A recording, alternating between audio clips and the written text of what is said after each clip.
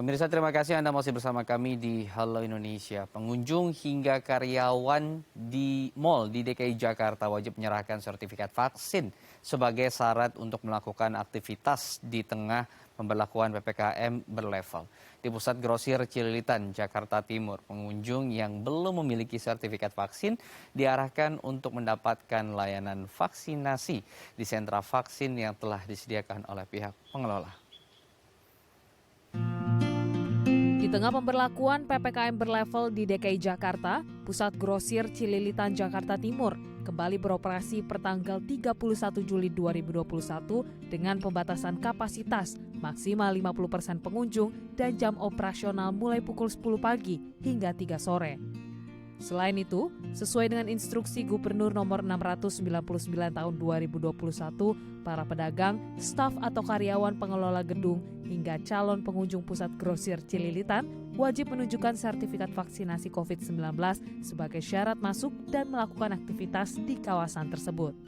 Dalam peraturan tersebut juga dicantumkan bagi masyarakat yang dalam masa tenggang 3 bulan setelah terinfeksi COVID-19 atau memiliki riwayat medis tidak bisa mendapat vaksin COVID-19 harus membawa bukti hasil laboratorium atau surat keterangan dokter agar bisa melakukan aktivitas di dalam gedung.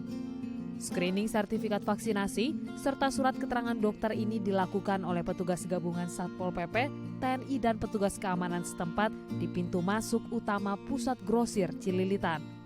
Calon pengunjung serta pedagang yang ingin masuk kawasan niaga ini hanya perlu menunjukkan surat vaksin baik melalui surat fisik atau menunjukkannya via daring serta KTP untuk kepentingan validasi data. Ya, ini menjadi salah satu syarat wajib ya ketika kita akan melakukan aktivitas di mal atau pusat perbelanjaan harus menunjukkan sertifikat vaksinasi COVID-19. Baik yang misalnya baru vaksin pertama ataupun vaksin kedua dengan menunjukkan KTP dan juga sertifikat vaksin baru kemudian boleh diizinkan untuk melakukan kegiatan di dalam mal. Baik, kita akan membahasnya sudah terhubung bersama saya Bapak Akub Sudarso selaku General Manager dari Pusat Grosir Cililitan. Selamat pagi Pak Akub. Selamat pagi, Pak. Baik, Pak Akub, bagaimana sekarang perkembangannya Pak untuk proses pemeriksaan ataupun syarat masuk gitu untuk menunjukkan sertifikat vaksin bagi pengunjung ataupun pedagang yang ada di Mall PGC Cililitan? Apakah masih berlangsung dengan baik atau ada halangan-halangan tertentu yang saat ini dihadapi oleh teman-teman, Pak? Oke, baik, terima kasih ya. Bahwa memang di PGC juga menyusul peraturan instruksi Menteri Dalam Negeri, juga keputusan Gubernur DKI Jaya, ya. Ada juga keputusan beberapa dinas pariwisata, dinas FKM, bahwa menyatakan setiap masyarakat yang masuk di pusat perbelanjaan, salah satunya yaitu harus sudah divaksin. Makanya kami, di pusat perbelanjaan kami dilakukan pengecekan. Pada awal dulu memang kita pengecekannya adalah manual, ya. Tetapi sejak 10 Agustus lalu, kita pengecekan lebih diprioritaskan dengan cara digital atau dengan QR code melalui aplikasi Peduli Lindungi.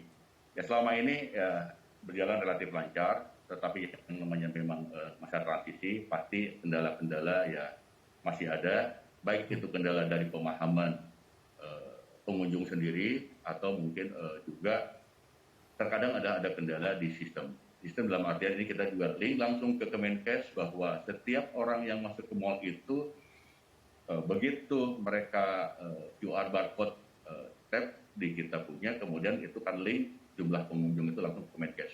Nah, di lapangan karena memang masyarakat belum terbiasa, ya, beberapa kendala memang terjadi. Tetapi at least kita optimis bahwa dalam perkembangan waktu pasti masyarakat akan terbiasa dan insya Allah semuanya akan lancar dan berjalan dengan baik.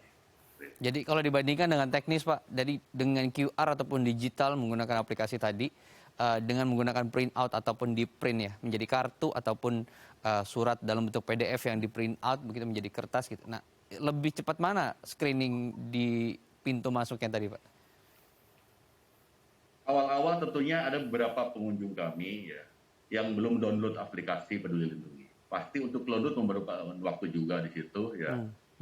Sampai 3 menitan kalau lebih satu orang. Kalau pengunjung antri pasti akan terjadi antrian lebih panjang. Tetapi hari ke hari ya ini akan lebih cepat lagi prosesnya, dan ini validasinya kan dapat dipertanggungjawabkan. Dari hasil scan barcode tersebut tentunya langsung dapat dilihat bahwa apakah pengunjung ini nanti akan keluar di barcode-nya itu warnanya apakah hijau, oranye atau merah. Kalau hijau otomatis sudah vaksin 2, tidak ada kendala langsung masuk. Kalau oranye tanda tanya, mungkin baru vaksin 1 atau ada kendala lainnya. Kalau merah itu pasti ada alasan lain, pasti belum vaksin. Ya. Belum vaksin dalam artian bahwa karena mungkin ada komorbid, ya. Kemudian mungkin kaum penyintas dan atau ada alasan lain dan kontraindikasi menurut medis. Tetapi intinya bahwa bagi yang memang penyintas itu boleh masuk dengan catatan karena belum ada validasi di Peduli Lindungi bahwa itu pihak-pihak yang boleh masuk karena belum ada sertifikat vaksin. Tentunya harus ada keterangan dari dokter bahwa atau ada PCR yang hasilnya negatif. Itu salah satunya. Kemudian satu lagi usia yang memang di bawah 12 tahun. Dan ini sesuai dengan keputusan Gubernur nomor 966 menyatakan bahwa di bawah 12 tahun dan di atas 70 tahun ya tidak diperkenankan untuk masuk pusat perbelanjaan. Seperti itu. Oke, jadi ada kelompok usia tertentu yang menjadi catatan ya, tidak boleh kemudian memasuki area mall ataupun dilarang untuk melakukan aktivitas kegiatan di sana. Nah, sekarang ada juga tren di mana kecurangan terjadi, Pak. Jadi menggunakan misalnya print out dari sertifikat vaksin milik orang lain kemudian digunakan oleh orang tersebut gitu. Bagaimana sih cara teman-teman kemudian menganulir atau mencegah hal-hal tersebut supaya tidak terjadi dan juga mudah terdeteksi, Pak Akub? Nah itulah gunanya dengan QR code, dengan scan barcode itu tidak bisa dimanipulasi. Karena itu pakai dia punya smartphone-nya sendiri dan juga di dalam aplikasinya adalah dia punya nomor NIK-nya sendiri. Terlepas daripada itu, kalau ternyata masih ada manual yang memang orang nitip atau dia pakai punya orang lain, itu harusnya dikonfirmasikan, dicocokkan dengan KTP. Ya, fotonya juga dilihat apakah foto dengan orang yang berkunjung atau lain. Gitu. Nah, di situ salah satu bahwa memang dulu ya sebenarnya QR code salah satunya kita untuk cross check betul atau tidaknya adalah sertifikat vaksin dia. Tim kami di lapangan melakukan pengecekan terhadap kartu identitas lain, khususnya KTP. Oke, jadi ada plus minus tadi dengan digital, sekalipun tadi misalnya agak lama gitu ya, karena membutuhkan waktu, tapi kemudian datanya lebih akurat dan bisa divalidasi gitu, kebenarannya gitu. Untuk sekarang yang bertugas melakukan validasi di halaman lobi siapa, Pak? Karena kalau kita lihat di gambar kan di hari pertama itu masih ada teman-teman Satgas yang ikut membantu gitu. Apakah sekarang masih ada teman-teman Satgas yang ikut membantu atau full hanya keamanan setempat saja yang melakukan validasi di lapangan? Ya, intinya begini ya, kami juga ada beberapa tugas. Kami sendiri di internal perusahaan, di internal mall punya juga Satgas. Sudah terbentuk Satgas, struktur jelas, SOP jelas. Nah, selain berseragam security juga yang memang pakai pakaian kerja biasa, itu melakukan juga terjun di lapangan.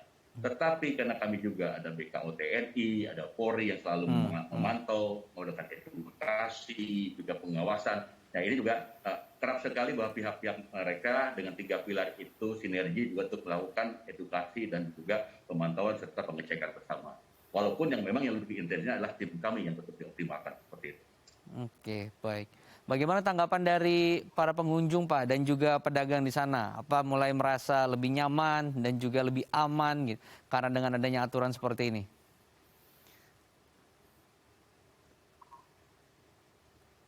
Prinsipnya begini, bahwa pedagang yang sudah memahami dan mengerti pasti menyambut dengan sangat baik. Karena dengan demikian kayaan pihak manapun, stakeholder kami yang akan berkunjung, berbelanja atau apapun lah, bahwa mereka pasti akan lebih merasa secure untuk masuk ke pusat perbelanjaan kami, di pusat perbelanjaan.